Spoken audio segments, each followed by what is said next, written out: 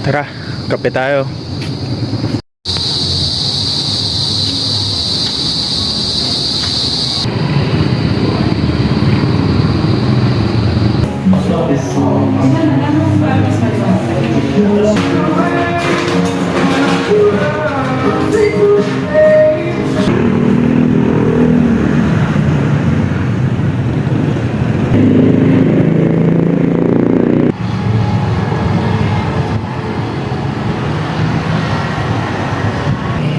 Yan, lumipat ako dito sa labas ng Cafe Plaza. Mas masarap yung hangin sa labas.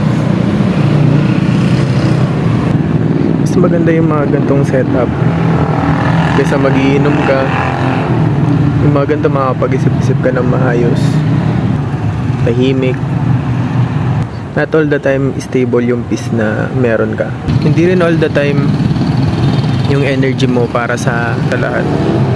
Minsan mararamdaman mo na yung energy mo para sa sarili mo lang talaga. Friends, relatives, and some people are asking kung bakit wala na yung seafood trips. Siguro ngayon lang ako magsasalita kung bakit wala na talaga yung seafood trips. Yes, totoo na lugi yung resto. Na-analyze ko yung mga naging problem kung bakit nalugi yung resto. Number 1, lack of costing. Walang maayos na inventory. And yun, nagtuloy-tuloy. Ganun talaga. Pero hindi ibig sabihin nun hihinto na tayo. Kumukuha lang tayo ng buwelo na makapag-start ulit.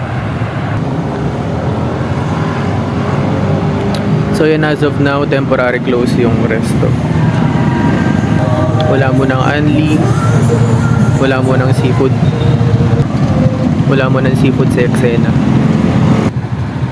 Maraming nangyari na hindi maganda na nangyari sa 2024. Pero masabi ko naman na these are getting better. By any moment dadating na si Rapunzel dito. Hintayin natin siya dito.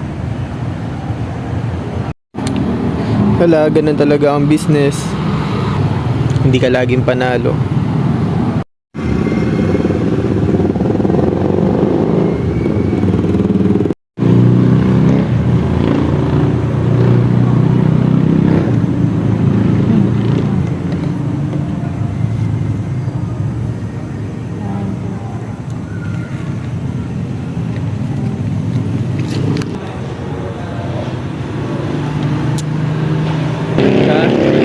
Tapos may mga kasama siya.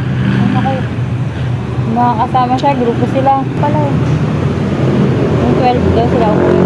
May nakita ka pa, hindi ka pa umalis agad doon? Saan? Sa labas ng tindahan.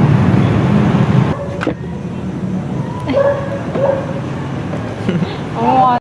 Hindi niya binabayaran mo, nakuha ko ng free. Hindi ko minamahal sapagkat wala akong time. Pera sa aking tugma katumbas ng galing sa crime. Panoorin mong yumaman, pwede kang mag-hit.